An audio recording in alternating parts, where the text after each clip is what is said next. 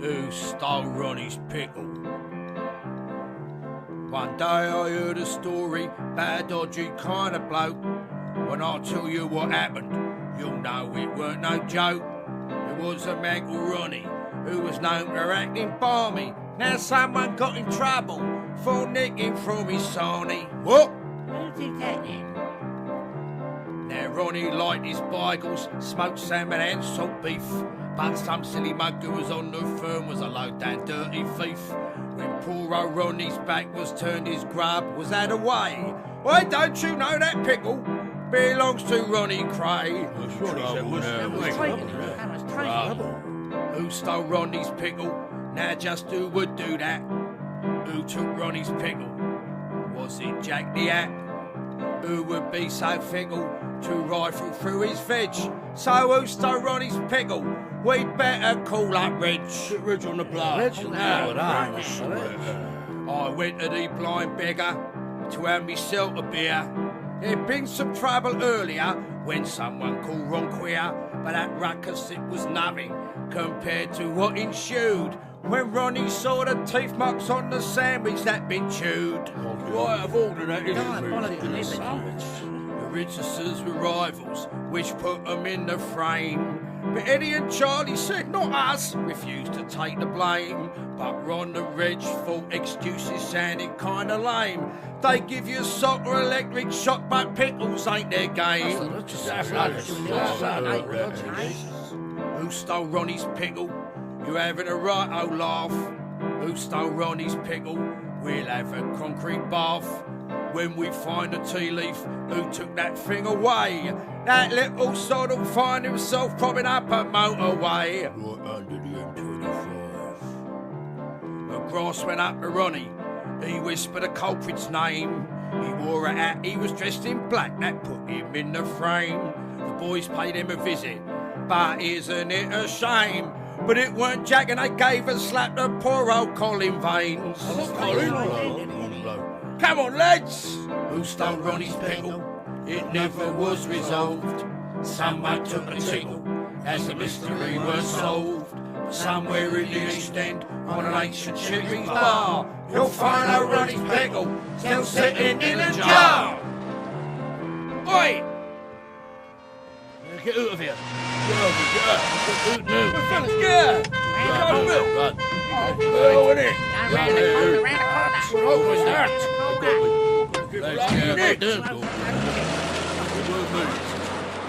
Nothing to do with me.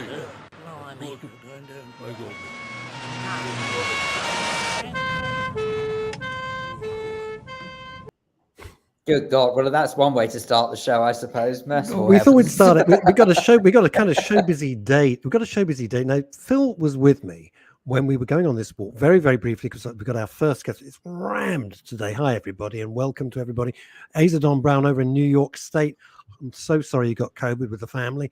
Robert Van Buren. I'm feeling hungry looking at that bagel and salt beef sandwich. And absolutely. Now, we went on a walk called was it called Walk, Talk and Bake, right? By a lady called Esther Rinkoff. And we paid our sums and she gave us a 2-hour tour. And we stopped outside the Blind Beggar pub. And I said, oh my God, Blind Beggar, wow, that's famous. And then Esther Rinkoff of Rinkoff Bakery said, yes, the Crays loved our smoked salmon and cream cheese bagels. And every weekend we had to send them 6 when they were imprisoned. That started me and Ray Gelato laughing. And Ray and I were just cracked up for the rest of the tour. By the end of that evening, we'd written that song. So there we go. That is it. Let's crack on with our first guest without further. It was almost as amusing as it Stephen of Edgware or whatever it was. No. Oh God, what was his name? Derek of Edgware. Sorry, Derek of Edgware. That right. was just brilliant. Without further ado, let's add some sensibility. Hello, Lana. Hello. Lana Goldfinch. Hello. How are you? There we are. That's better. Now we all know who you are. Everything good? Can we hear you all right? Can you hear me okay? Loud and clear, Lana. Nice. Now, Lana, do tell us to what you delight men's radio with today. Well, I work within the acting and film industry. I'm an actor, anxiety and trauma specialist. So I help them to release their anxieties, negative emotions, heal from traumas, to sort of like blast through and bring more of a positive light to their life and acting careers. I Now, love that. arguably, You know why I must have sorry. the most superb amount of patience, because I would suggest that thespians are somewhat notorious for being somewhat over emotional. So you really must have to be a little run of the mill for that. Absolutely. But why do you say that, Philip? I can't go on. Do you know we've got coming up after you? We've got the cast of The Bay coming on after you. Wow. Yeah, we have. Yeah. I'm very excited. So, Lana, the one thing about we don't do showbiz as such, but I'm making a bit of an exception today. But this is all about mental health as far as you're concerned, which is why you and I've been emailing each other, etc., etc. Lovely signature you have, by the way. That's jolly posh. Love it. How do you get people to deal with rejection? Because an actor's life is one rejection after another.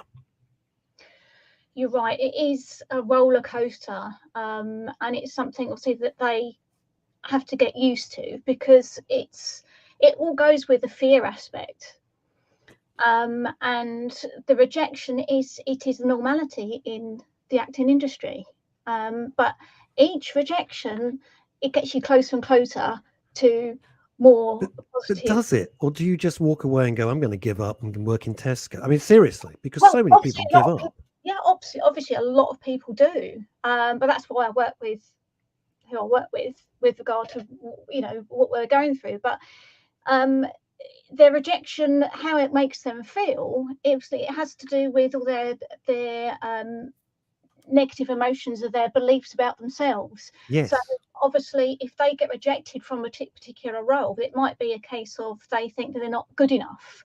They've got this belief system within them that says that it wasn't the right role for them, that they had stood no chance in the first place. Who are they to believe that they can, you know, get this role or that role? That's and right, then yes. it sort of pushes them down. So obviously I work with them to sort of like, you know, push past all that, blast through all those, you know. How do you convince them that, because being rejected from an audition really sucks and it really hurts, how do you convince them, look, it's not personal. It's not about you. It's about the business and the role. How do you convince them to take away all that negativity? Yeah, it is true. It's I work through, I mean, the initial parts of what I work with them is actually clearing through everything they've been through in the past, in a sense of different situations, events that have come into their life, of what actually bring them to who they are, what they believe about themselves. So I help clear through the negative emotions of the anger, sadness, fear, hurt, guilt, anxiety, frustration, everything that goes along with that. And have you ever thought to yourself, look, this person's kidding themselves. They really just don't have the talent. And do you then have the nerve to say, I really don't think this is for you? No. Oh, Phil, I can't hear you. Phil, you can't hear. As I say, oh, how on earth can you ask that? That is so harsh. But it's harsh, but not, you know, I can't do athletic stuff. I'm useless. There's no point me pretending I can go in for the Olympics or something. It's, you know, you got to know what you can and can't do.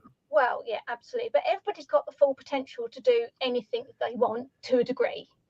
But it gives them more of a realization of what their true worth is and what their values they have in their life and within themselves. So it works with their, as I say, their whole belief system in knowing what they can and can't do. Yeah, obviously there is a lot. Lana, the problem that a belief system is subjective. So you're ultimately trying to sort of make someone rethink, as it were, about what their beliefs are. Yeah. And that can't be easy. No, because as I say, their belief system is actually brought to life because of various things that they've experienced in their life that goes way back through from childhood, from their early years of say 0 to 7. And that imprint period, and they sort of like soak things up like a sponge, everything you see, hear, feel, things you're told, etc. So you take that through life. So and then a larger significant event comes into your existence, and then you experience that and react into it in a different way, and it sort of snowballs through life. So that's how it affects you more with regard to your own life and your career from there on. So yeah, I mean, their negative belief system, it's brought to them from things that they've experienced and things they've been told, and it's sort of like, it's sort of the more they experience of that, the more they believe it, because it sort of like tags onto their unconscious level. So one of the things I've got to say, Lana, that I don't agree with, it's not personal, but it's something which is a running theme that Phil and I have on this particular show. I don't go along with the 2022 version of you can be whatever you want to be. I honestly think that is setting people up for disappointment. You can't. Look, you want to wave a magic wand? Yeah, I'd like to be the greatest rock drummer in the world or be a Formula One driver. It's not going to happen. I don't have that level of skill. It's about being realistic, isn't it? This whole notion, oh, you can be whatever. It's all, no, you can't. You just can't. It's not true. No, like I say, I mean, everyone has got their potential to a degree, but there is that level of realism in it. But it also is a way of getting them to think more in that sense of, I mean, everybody's got a goal, and everybody can reach that particular goal as long as it is in line with what they are actually physically, emotionally, mentally able to do, and what their talents are. Not everybody's got the same talent or ability, so it does wake them up into sense of maybe they're not right for this, but actually it brings more opportunities into what they are right for. How many sessions would you have with somebody, Lana? It depends. I mean, I usually work with my clients on like a 3-month basis, because it brings their the positive way through more on a stronger level. And it's sort of like when you take your car for like an MOT, or you're going for like osteopath treatment and things like it. It's not always, well, not saying the MOT, that's not the right thing, but I mean, sort of like if you're going for treatments like that, sometimes it takes more to actually get the strength through, to have more of a power, more of an impact. That is the biggest thing I do. It's, so by the end of it, you're more, your self-esteem's higher up, you've got more levels of what you can have, what you can do, your belief systems, you refrained your emotions, you can tap into what actually you can use for certain situations. You're feeling more confident and more. And how did you get? I'm fascinated by this. How did you get into it?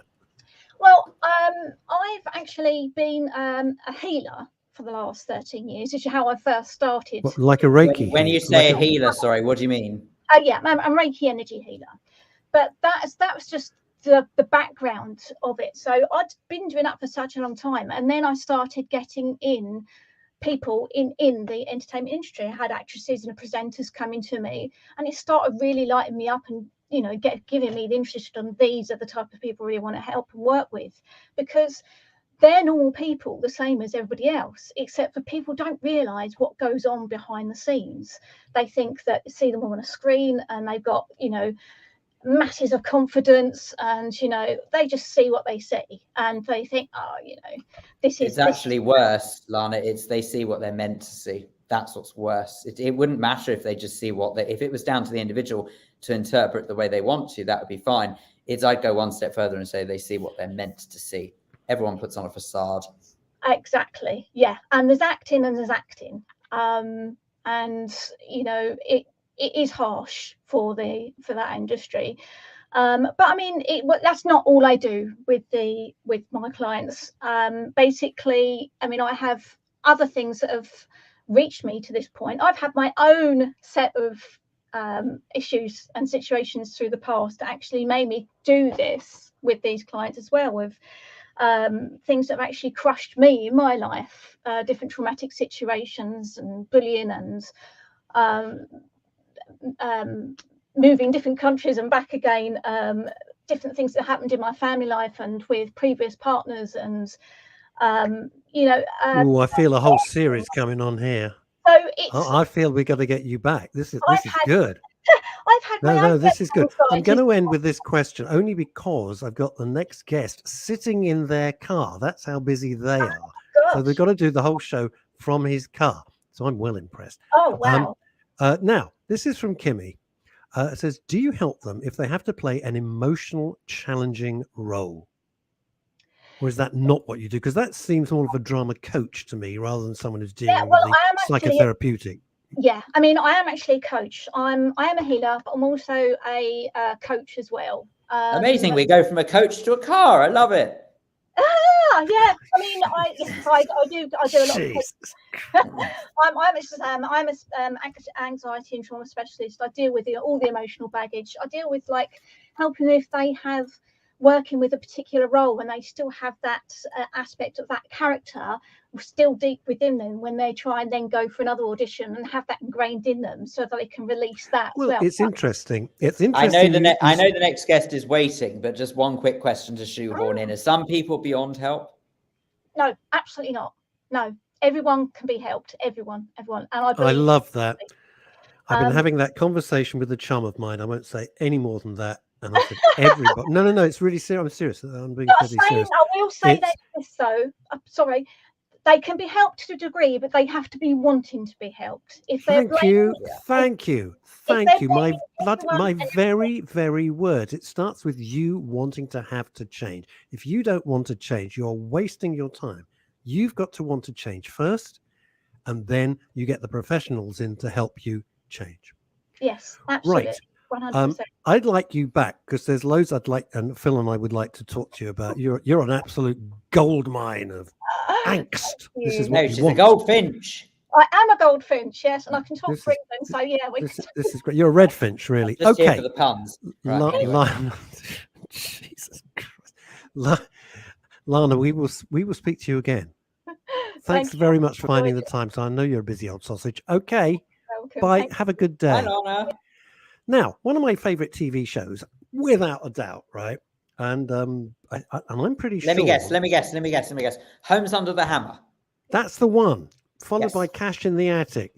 Sadly, they can't be here. But no, our TV expert, considering she was the CEO of BAFTA Los Angeles, she knows her onions. Shut up, you know she will. And a great landlady too. When I used to go out and stay. Never saw each other, but there we go. Now, I love this series, and she recommended it, and it's called The Bay. And here is just one of the stars of The Bay. In his car. Yes. You're so showbiz. Let's be honest. Good Lord. It's DS James Clark. Oh, no, it's not. It's Andrew Dalbing. How are you? Yes. I'm very well, fellas. How are you? No, thank you so much. I know we've been chatting only because I'll be honest with you, I'm a complete fan. And, and I saw you. So we were tweeting each other. And I said, and then Dan hopefully is going to rock up. And then you said, oh, no, I'll leave it to the boss. We need the boss here. We need him in. I'm kind of second fiddle. fiddle. And Andrew, it's about time that you worked your way up the ranks of the police force. You don't need him. And I think you could take charge of Morecambe. Hey, it could be a little bit like, the progression could be like Lewis. You know how he went on to have his own. Could be like Lewis. We can't, I can't compare myself to Lewis. I mean, he's quite a reasonable fella. Clark is not entirely reasonable, is he? He's not the most lovable sort of character. You kind of wonder if he's going to do something really, really horrible and sabotage everything. Now, let's go. I don't think it will. It must be quite a it must be quite a thrill though, as like an actor to play the parts where people never quite know sort of like what the character is capable of. Yeah, for sure. I mean, I'm not exactly entirely sure I know either as the actor, and I think that's the beauty of the writing. It's like this is what you've got, this is what you do, and let's put some marks on it, and then the characters kind of evolve that way. So it's kind of a learning curve for myself as well. But yeah, somebody far removed from myself, to be honest. Are you completely different from that? Yeah, sorry, yeah. I feel like I am not completely different, obviously, for reasons that are obvious. Yeah, I wouldn't say that I have many of his traits. They're very, very, very exciting to explore, though. Are you surprised that you're an actor? You get that, you go up, you go to the audition, you get the thing, you think, oh, this is pretty good, and then suddenly, whoa, 3 series along, 18 shows, everyone's raving about it. When you saw the first script, and I've always wanted to ask this, I know it's a cliche, but did you think, yeah, this is really special, or did you think, oh, okay, this is a lovely surprise? I think we're all very surprised in terms of it being hit. I mean, personally, myself, I didn't read it that way. I read it as an exciting project to be part of, very well written, and I'd worked for a long time to get to a drama, so just to be involved was, for me, huge. So I'm super excited that it's made 3 series, and I'm ecstatic that the public have taken to it. Now, Really obviously, Sorry, our raison d'etre is obviously mental health and well-being. That is the purpose behind this station. And I'm always curious to know that sort of when an actor portrays a part where that character is going through an extreme emotion, whether it be anger, whether it be sadness, whatever it is, are you just going through the motions of portraying that emotion, or are you actually feeling it? How do you get yourself into the mindset of, say, someone who is incredibly angry or incredibly upset about something? Again, you said the raison d'etre. The reason for being, and I try to find the reason for why they are that way, what's driving them. So I don't necessarily have to be massively angry in myself, but I need to know the reason why. So that's all. I just find something to latch onto, and then because if I sort of surge myself up like a massive bottle of pop, you become a bit volatile in a bit. Just a bit. You become Nicolas Cage. Yeah, it's a film set, and for me personally, I mean, whatever anybody else does, that's up to them. But I personally just try to find a reason why I'm doing what I'm doing. In season two, where Dan Ryan's life is, I don't mean the actor Dan really seems perfectly happy. I mean the character he portrays, life, just to be clear, is absolutely going down the toilet, and he gets horribly drunk. And of course, you as the viewer, wearing my punter's hat, you've latched onto this guy. Here's your foundation, here's your structure, and he's gone to pieces. And suddenly you think, oh my God, and you feel really uncomfortable. That was a staggering bit of acting, I thought. Oh, he's an astonishing actor. He does whatever is in front of him, not with ease. It's through experience. Well, you know what? You can say that to his face. Oh, look, there he is. He's here. Wait a minute. There he is. You can. Do you know what? I was sat here and I'm pressing the wrong buttons, wasn't I? And I've been sat here listening and enjoying it. One job, Dan. One job. I was literally going to complain about my lack of technological sort of know-how to you. Easy for you to say. Exactly. I can't say it. Can't even talk. The truth is, though, that when we're in the presence of D.I. Manning, I feel like we're not here to question him. He's here to question us. Yeah, whatever. I love the fact that Andrew is so busy. He's in his car. Yeah. This is how busy this guy is. What is he doing? Yeah. You probably I've got to read all these books. So by this afternoon. Oh, I've gone. I'm back. No, you're back. You're back. We were just saying, and thank you so much for joining us, and thank you for playing along with me over God knows how long on Twitter. It's been such a laugh. I've thoroughly enjoyed it. Very kind of you. One of the things last series when D.I. Manning's life was just exploding and going, that scene when you're in the pub and you're drowned, I mean, it absolutely got to me completely. And good. I was just saying to Andrew that, we're all invested in, like you two, you're the pillars of society. So we're following you. You're the main protagonists. And then suddenly you've collapsed. That's a really wild thing to do in a cop drama, isn't it? Yeah, it was. Yeah, I mean, Dara's brilliant like that, where he just you invest in the characters in a certain situation, which is their work situation, and then he just will slip you a little bit of that. I mean, it was. I have to say, there was a lot of improvisation in that pub stuff. Really? I was chucking in lines sort of left, right, and centre, really, and I kept saying to the director, and it's not something that I normally do. I'm someone who is like I'm so on the text. You know, I'm a kind of stickler for what's been written because someone has bothered and worked hard in order to do that. And so, you know, my job is to honor that.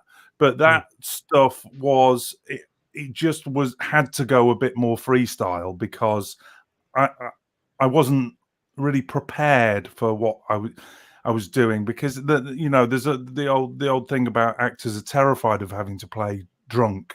It's sort of one of the hardest things you ever have to do, because it's not, you know, I know what I'm like when I'm angry. I know what I'm like when I'm in a funny situation. You don't really have an eye on yourself when you're drunk. So what are you like when what was that when you're Stephen drunk? Fry? There was a Stephen Fry movie, and he I think he had to get one of the characters. I don't know if it was Stephen Fry or somebody else. And he had to get drunk. And it was, I mean, I can't act, but it was so unconvincing. You thought, oh, this is a bit embarrassing. This is like stage dram, play a drunk, and it was like, Yeah, oh, really? yeah. There's a guy who's an actor. Emphasis on the word dram. Yes, very good, very good. I can't think what his name was. I think his name was. He was an actor called Willie something. He was a Geordie actor. He was in Rita Sue and Bob 2, and he played the drunken father. And he. Oh, on the balcony. But he made a career. He made a career of it. He was incredible at playing drunk. So So am I, and I don't play. Can I just say, Phil is fantastic. Don't ever. No, Dan, about Dan and Andrew. I mean, so Dan, you just mentioned Dara. Dara, is it Dara Carville or Carville? I don't know how to pronounce his name. Carville. That's what I thought it was. I'm so sorry. Sorry, Dara, if you're listening, I apologise, sir. But so you got Dara and also Richard as well, who's right and obviously creative. And how hands-on do they get? You know, do they? You obviously are sort of bringing their vision to life. But do they sort of just say, oh, no, it's not done like that. You need to do this, that, and the other? Or do they just sort of step back and let you create their vision? Well, Andrew, you could say, I mean, he barely comes to set, Dara. Yeah, oh, wow. He's not usually there. You may have the odd discussion with him about how you think it's all for him. But other than that, I think we work together, don't we, Dan? I think it's you bring stuff to the party and he writes.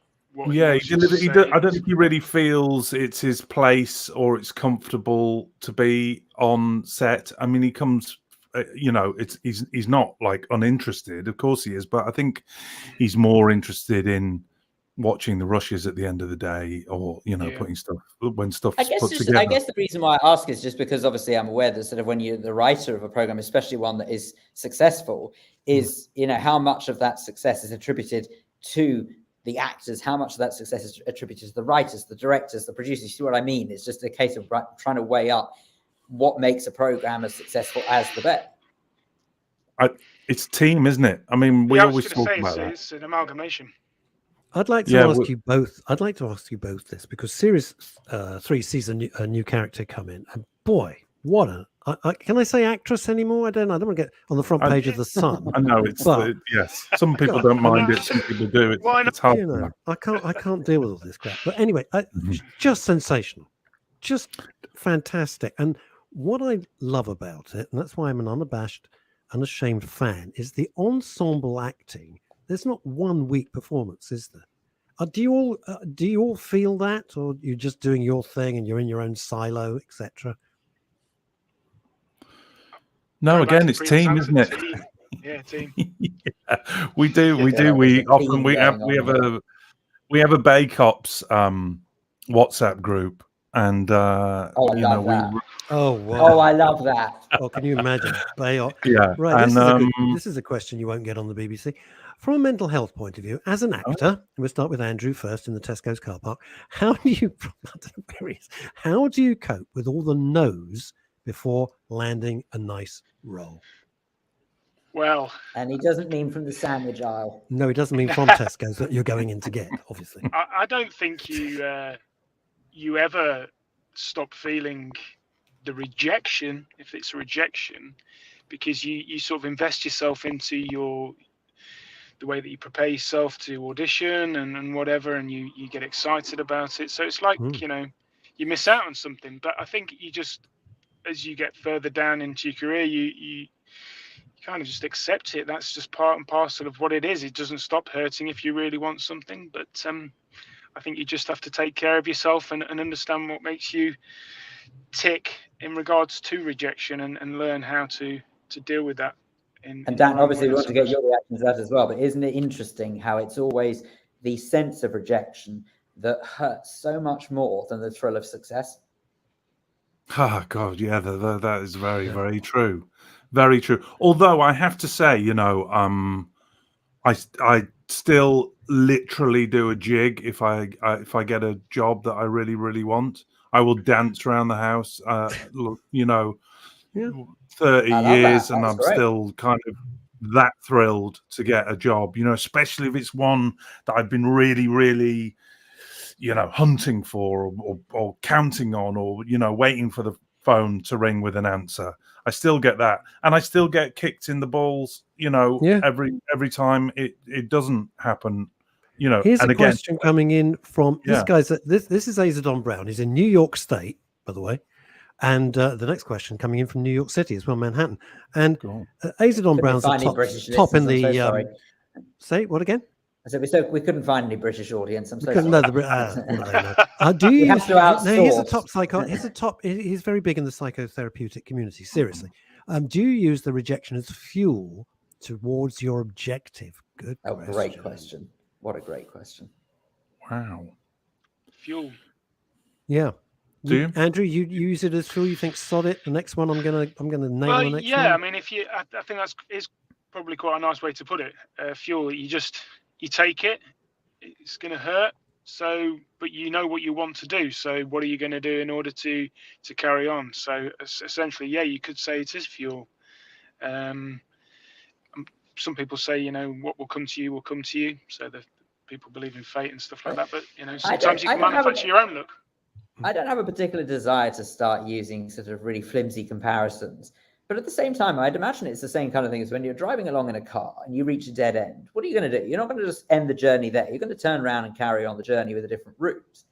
I think if you've got that determination, if one has that determination, people can make things happen. But unfortunately, for some reason that I've yet to fathom, some people take, I think, rejection and no's a hell of a lot harder than the actual drive to carry on regardless. Yeah, I think it totally depends on sort of where you are in that moment, doesn't it? It's, you know, it was a rejection on a job, and it was well into lockdown. And if anyone, you know, knows about what happened during lockdown, my son was very ill. My son had cancer. So we went into lockdown, going into in and out of Great Ormond Street with him having chemo, etc., etc. I'd had half an eye on work and decided if it wasn't kind of unmissable, if it wasn't something I couldn't do, then I wouldn't work because I just wanted to be around. And funnily enough, his illness started during that second series of The Bay that you were talking about. Good Lord. So the drunken stuff and the crying on the phone and all of that kind of stuff. I was so close to the surface during that series that all of that was easy as you like. You know, it just came. So anyway, that's another thing. But so I hadn't worked for a while, and I'd been driving for Amazon because for my mental health, primarily, to be honest, because the 4-hour sessions I was getting were not bringing in any money. I was just getting out of the house and getting my head clear. So I was doing that, and then I got off. I was so close to a job. I thought I'd got this job, and anyway, I didn't, and it absolutely knocked me off the chart. I have to tell you, speaking of being knocked off the chart, could you only imagine what some people must have gone through if they looked on their Ring doorbell and saw D.I. Manning delivering an Amazon parcel to them? And everyone goes, "Do you know you look like that bloke off the telly?" I know. And you go, "No, I get that. I get that all the time." Around in a mask. You know, I mean, that was. I say it's fine. Okay, so one of my favorite things that you ever did, and I've got to say, it's the you're driving along with Bobby Ball, the late wonderful Bobby Ball. And he says, we're gonna play now some cowboy music. And your face is like, oh Jesus Christ. What part of Scotland And did then he it come from? cuts, and you're both wearing cowboy hats, singing Yes. your hearts out. Yes, It was fantastic. Smokey and the Bandit. We were singing. Yeah. Oh, I remember God, that very Andrew, clearly. you've been in Emmerdale, you've been in Corrie, sir, but you can only ever aspire to driving alongside Bobby Ball doing that, right? That would be the pinnacle, honestly, and I'm sure Dan can attest to that. Oh, God. Was he as lovely? Was he as lovely as I adored him. I never met Bobby Ball. We were too close, me and Bob. We'd fought. We fell out probably about 3 or 4 times. And you only fall out with people when you're that close. You know, we were really, really close, and I'd do something that had upset him that day. I couldn't, and you know what? That's precisely why Russ and I have never fallen out. Yeah, and he was great. You know, we were close enough for me to go, have I upset you, Bob? And he'd go, you said that thing today, and it really embarrassed me. And I'd go, oh, Bobby, I'm really, really sorry. And you go, it's okay, let's move on. And I was as close to him as probably him and Sally is probably as close as you can get to anyone. Just that amount of time and involvement and idly sitting around with each other, etc., you know. Can I just say, speaking of idly sitting around, would it be appropriate to bring in at this stage Chantal Rickards, who, as we mentioned before, was sort of former head of BAFTA in Los Angeles, has done several rather impressive things in the world of television. It seems really wrong to keep you all separate. So we say, hi, Chantal. Hello, good morning. I'm loving the conversation. Hello, Chantal. It is so Dan, Andrew, do you need any mugs? Because this is the woman for mugs. Seriously, I'm looking at all that. She's got mugs. She's got mugs. We need to get some. We need some of those Cornish ware mugs. I'm waiting for a sale. So this is it. Well, That's her brother. That's Chantal's actual brother. Seriously. It is. I'm 100 yards from the pottery, so send it via Phil, and I'll see what I can bring in my bag back to London. Okay, done. See, spreading happiness where'er we go. You've talked about, of course, on the show previously about the Bay in glowing terms. You know that I was an unabashed fan, so I was just thrilled to get Dan and Andrew on the show. I'm going to say when you mentioned the Bay was that I cannot reveal, but I have been asked this week to vote for the BAFTA Craft Awards. The Bay come up on that, and I cannot really say who I voted for, but it's nominated. But we know where you live, Chantal, so be very, very careful.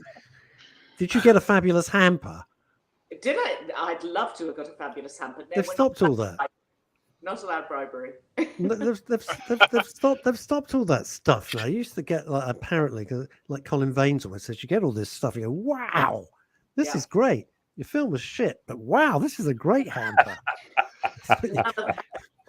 Can I just double check, gents? I'm sure you've got 1,000,001 things to be getting on with it. You're right for time. We're very happy to have you. I'm okay. Yeah, I'm good. Absolutely. So this section of the show, it's very rare because normally we're dealing with very heavy stuff about mental health and well-being. But Chantal, who I've known and worked with for many years, is an amazing person, and she comes on every week and discusses what she's seen. And I always write down because it's always bloody marvelous. So then we could see if you've seen it and like it as well. Yeah, I'm interested. Oh, we could do that. Well, in that case, can I just say, seeing as Lana hasn't gone anywhere, let's bring Lana back into it as well. We might as well. Let's have a this is like the Northern Line at 8:30. This is today. Might as well. I mean, look, we're all here anyway. Hey, look, why not? Should we have another rerun of Ronnie's Pickle? That's a good idea. No, we're not having another rerun of Ronnie's Pickle. That was just right. So, Chantas, what's come across your purview? Well, first 2 things this week. They're both on Netflix. It's a bit of a Netflix week. And actually, what I would suggest is that everybody should watch. That both of these are World War II movies, and I'm not really a great history fan, but actually, these are really, really worth watching. One is called. And yet, you're so friendly with Ross. Indeed. But one is called Munich: Edge of War, which is yes. And the other one is called Operation Mincemeat, which is a crazy name, but is a true story. And is actually the real name for the secret operation that was done in the Second World War, when they had to find a dead body in the for the Ministry of Defence. They wanted to send this dead body, and they launched it in a torpedo tube. They landed the dead body in Italy, dressed as a British military officer, with false papers on him that declared that the British were in fact going to invade Sicily, when in fact they weren't going to go and fight in Sicily, they were going to go and fight in Greece. So the whole thing is headed up by the gorgeous Colin Firth, who is at the Ministry of Defence, and he has to find the dead body, which is the first part of the story. They then have to create a whole life for the dead body. Can I nominate Gemma Collins? Stop, there's a torpedo tube, for Christ's sake. It's not an sorry. aircraft carrier. Or a blimp. Stop it. But it is a real story, and the real Ian, because Ian Fleming worked at the Ministry of Defence, and he helped create this completely crazy story about a body that gets washed up that they think has been, has come down in the Adriatic Sea. And actually, the whole thing is a setup by the Ministry of Defence. It's really good fun. Colin Firth is always brilliant. He's great. Just for him alone. The story is... This is Operation Mincemeat, you said? Operation Mincemeat, and it's on Netflix. Definitely worth watching. The other one that's on... Adding it to the watch list as we speak. Yeah, Matthew McFadden's in that as well, isn't he? Yes, Matthew McFadden. Yeah. The two leads, Colin Firth. Yeah. It's on my list too. It's great. Matthew McFadden looks rather weird and a sort of spectacles and moustache. Yeah. But actually, they play it really well. You can tell that there's real chemistry between the two of them on screen. Yeah, I just worked with Keely Hawes, and she was saying that she wasn't that keen on him having that moustache for that period of time. I'm sorry, but I am not worthy. That is amazing. You don't just say, I just worked with Keely Hawes. What have you been working on? That's incredible. I've been shooting a thing in Tenerife called Crossfire. I was shooting that before Christmas for BBC One. It's a drama written by Louise Doughty, who wrote what was the brilliant book that she's a novelist, and what was the thing? Apple Tree Yard was Apple Tree Yard. Yes, I love that. So she wrote that she's put this. This is her first screenplay, and it's rather good. It's about three families who go on holidays to a Canary Island, a non-specific Canary Island, and on the first day of their holiday, a gunman comes into the complex and is picking random people off, and it's just about how these three families, how they react, how they cope, how their friendships last or don't, or everything comes to a head. So that's fun. We'll definitely talk it up when it comes to yes. So the other one, Munich Edge of War, with I'm being completely stupid. It's gone. Jeremy Irons, and he plays Chamberlain, doesn't he? Plays Chamberlain. Yeah. And it's a Robert Harris novel.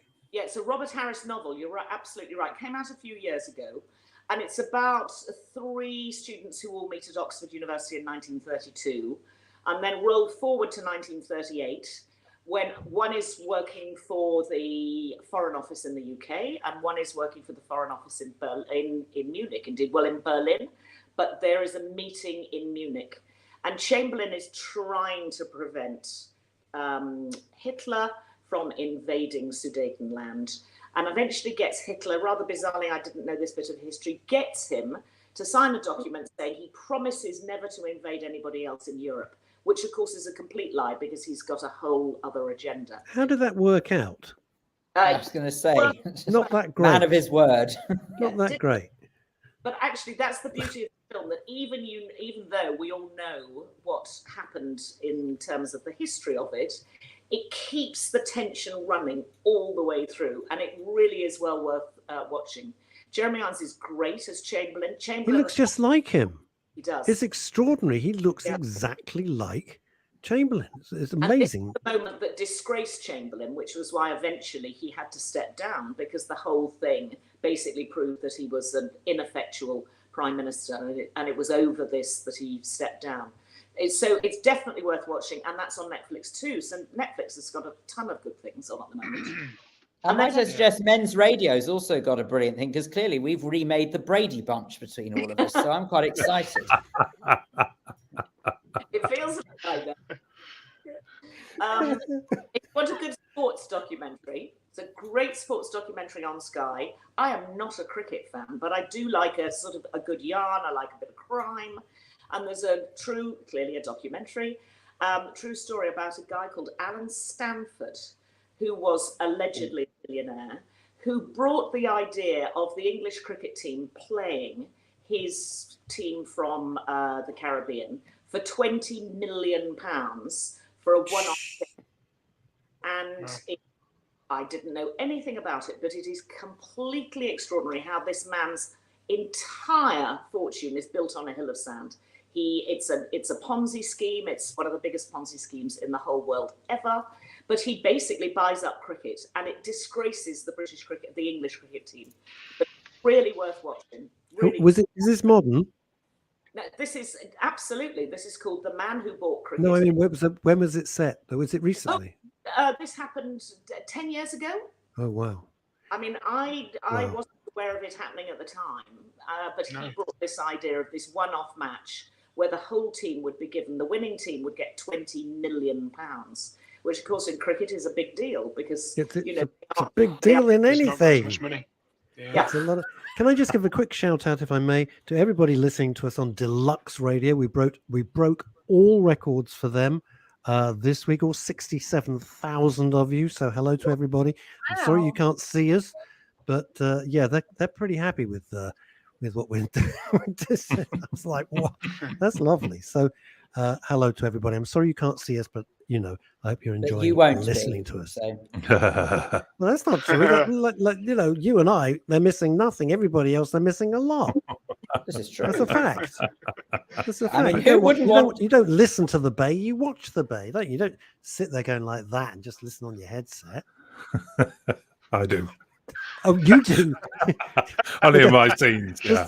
I mean, who wouldn't want to witness DS Clark outside Tesco, I ask you? Yeah, exactly. I know, he looks like he's on surveillance, doesn't he? He's on surveillance. I've got a bit of doing Zoom type calls on my car, and it's becoming a habit. Do you actually, when I'm going to ask Andrew first, when you've filmed something, do you then ever watch it again, or you've moved on, or when it comes up, because you obviously you mean on when it's live? Or when it's on TV, like everybody else? Do you watch it along with us punters, or? Yeah. And are you critical? Are you? Yeah, but are you? See, I can't watch myself at all. I die of embarrassment. Are you critical? Or you sit there going, "That's pretty good," or "I should have done that." What do you rewrite it in your head? I don't comment on my own work. I look at if I'm sat with family, I look at them to see how they're taking it on board, and then that's basically all the barometer I need personally. If people are enjoying it and are along with the story, that's fine by me. What do you do if everyone says, "Oh God, is that the time? I must go and make a cup of tea in the kitchen"? Do you like, the room like empties? Yeah. What about you, Dan? Do you rewatch the stuff? I do, yeah. I mean, oftentimes you don't see it before it's on TV, so you might sometimes only see if you're lucky, you might see the first couple of episodes, and then you don't get the chance to watch it. This I did have the chance to see all of it. You come a cropper slightly if you haven't seen all of it, or even any of it, when you have to do some publicity for the show and you can't even remember any character's name, or because if you do a couple of jobs in between, it's like, or you live, it's 9 months later or whatever. You're like, I don't who. What do they play? So it's kind of important. What's worse is they call the psyche suffering with amnesia or something like that. You have a life. Can I just say that a great trick though, if you do ever watch it with family and you do want to sort of check their reaction, don't fall for what my family did with me one time, where they switched the batteries around in the remote control and they said the TV wouldn't turn on the rare occasion I was on camera. So don't fall for it. Check the batteries in the remote control. Oh, that's a good one. That is so weird. That's honest. True, Phil. I just wish I was kidding. Very briefly before we go back to Chantal, one of the things you're Yeah. both Sorry, getting a heck of Chantal, a... you are here. Chantal's there. She's flogging mugs. She doesn't care now. I She's know. made I'm loads of looking sales. longingly Nobody's in the spoken to. We need to background. speak to Lana for a bit. Lana's not been addressed. as yet. Lana's happy. She's On this- just chilling. Is she all right just listening? I'm Okay. fine, yeah, and I'll chip in when I can. We're going to get Lana back because Lana's got a huge backstory, which I Oh, didn't I know. love So that. I didn't know. This is very nice. Coming in from Manhattan, New York City. Here we are. It says, This is my morning treat. Oh, how lovely. And Glassy Amanda, who's in the psychological department, says, what not a Betty panel. White, as you may be No, that forgiven is. for thinking. At first, I thought, Christ, she looks just like Betty White. No, that is Betty White. Betty. One of the things you're both getting a lot of praise for, and the series are getting a lot of praise for, is that you showed unflinchingly a Muslim funeral and what goes on. And it seemed for me, look, I don't write drama. I write, but I don't write drama. It seamlessly went in. It didn't feel like, oh, let's just shoehorn this in because we should be doing it. It formed a really natural part, but it was really good. It was very educational as well, which is rare, isn't it? Yeah, I mean, I go on. Dan. Sorry, Dan. I was going to say it's such an integral part of the entire story anyway, as a whole, across the whole series. We're focusing on the Muslim community and how they've been affected by a crime. So essentially, it is their story. Yeah, but I think that what Russ is trying to get at, and forgive me if I've misinterpreted this, is that we live in a day and age where some people feel that we need to introduce an element of what can only be described as tokenism. And I say that coming from a minority background myself. Introduce an element of tokenism just to make sure that everyone is appeased. But it actually takes some element of skill to make it feel like it's got a purpose for being there and not just trying to tick a box. Yeah, I've taken on a few of the wokeists on Twitter because I'm finding quite often that the word woke is just the acceptable word of someone saying I'm racist, and so we've had a lot of it. It's a word I'm just very uncomfortable with at the moment. I feel it's a big broad umbrella for all kinds of things for people to be able to hide behind. So I'll get off that. There was some, because that. I mean, that is like throwing a lit rag onto my petrol can, as Chantal knows. One of the things is, Dan, that I was fascinated with on Twitter. Is that, like with woke or with the panda, everyone's an expert on everything. Obviously, Maureen, the hairdresser from Stoke-on-Trent, is a medical genius suddenly, and they're giving you almost acting tips, and I'm thinking, how is he keeping his temper, and what kind of person gives? You're sitting there, you've had nothing to do with the show. I don't know what you do in real life. You could be a brain surgeon, you could be a shelf stacker. I don't know, and you're giving these guys acting tips, and I didn't like that. And it's like, I don't know how you deal with it. Well, you've got to understand that the BAFTA long list was really, really long this year, like massively long. Like Maureen, who works in B&Q, she was on the list. Caused a lot of controversy, Andrew. There's a very contentious article today in the Hollywood Reporter saying that because BAFTA have changed the way that they vote, and in the old days it would just be the members like me would vote, and the best go to the top, and that was it. That was how it worked. Now it's like an X Factor thing. You call, I know what, if you want to see. It's you can win a holiday. It's going back to what you're saying, that we're all trying to level up as best we can, as properly as we can, and as correctly as we can. But there are some BAFTA members who are saying, well, our votes don't really count in the way that they used to, because basically the way the voting now works is that the members get a third of the votes, and then there is a jury that sits above us, and they have a sort of 2/3 majority of the 100, and they can add in any films they want that we may not have put in our top list. Right. And what they're trying to do is to level up. So basically what some people are saying is it's not trusting the BAFTA members any longer to vote appropriately, and that there is this correction committee that is going to be thinking for us. Now, I'm not going to get involved in the argument, but there is an argument. It's Yeah. So, right. So what we learn from this, Chantal, is that actually our time now befriending you is over, and we need to befriend those who are on the jury. But that's at one side. I've wasted years now. But all of Yeah. that to one side, Chantal, we are rapidly running out of time. We haven't gone through half of what you've chosen. So what else is on your list for us to look out for? Okay, well, this is one for the girls because the show is watched and listened to by at least 50% women, so that's great. But it's one for the boys as well. But this is called The Tinder Swindler. It's right up my street. It's a documentary. It's on Netflix, and it is literally, it does what it says on the tin. It's the story of a young man, a young Israeli man, who basically is a swindler, but picks up girls on Tinder all over the world. He litters his Instagram profile with fast jets, with fast cars, with caviar. He creates this absolute tissue of lies, in effect, but incredibly clever how he does it. And then at about, a few months in, when he's got all of these girls dancing on he then sends them photographs of his bodyguard covered in blood going, the bad guys are after me, the bad guys are after me, you've got to bail me out, they've taken my phone, I've got no access to money, can you send me money? And that's what it does. It's a brilliant documentary. Absolutely. Eventually he was tracked down by a Norwegian newspaper, but it's a wonderful cat and mouse story. And it is definitely a story for our time. And it's told like a thriller, and you've got to watch it. It's called The Tinder Swindler on Netflix. And this what was is that on based again? on Sorry. truth. Netflix. Netflix. It's a documentary. It's a completely true story. Oh, is it? Oh my God! I thought you were describing it as a drama. Good Lord. Okay, good gracious me. It plays out like a drama, but it is actually a documentary about this guy. Oh goodness! And wow. He has sold millions out of young European women. It's fascinating. Anyway, that's. I don't want to go down a path where we're running out of time, but I was just going to say, but I don't want to go down this path. But I find it fascinating that someone could even get into that mindset in the first place.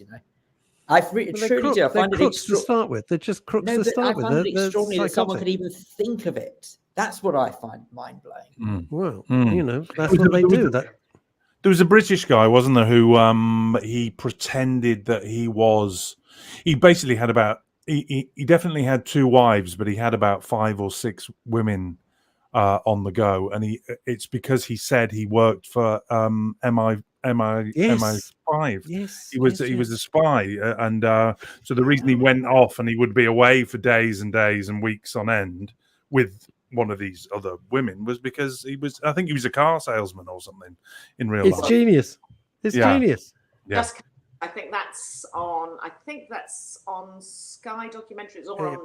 Yeah, Paul is saying it's the Puppet Master on Netflix. They've got some good stuff. Let's get some quick fires going there, Chantal. Let's quick fire through a couple, shall we? Quick fire. If you've got Apple TV, have a look at The Shrink Next Door. Again, it's a drama, but it's based on a true story about an American guy going back to the 70s who goes to see a psychiatrist, meets a psychiatrist, and the psychiatrist fleeces him of everything. It's an extraordinary story, but it's a great drama.